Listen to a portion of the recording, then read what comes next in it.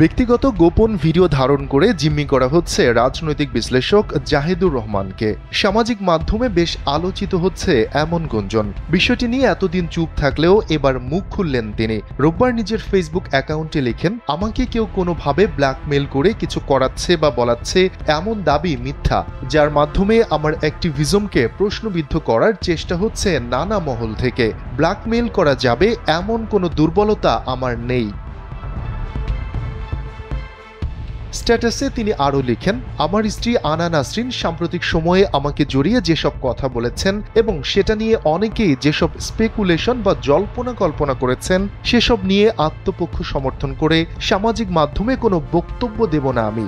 ব্যক্তিগত বিষয় নিয়ে সামাজিক মাধ্যমে কথা বলার চর্চাকে আমি অরুচিকর বলে মনে করি।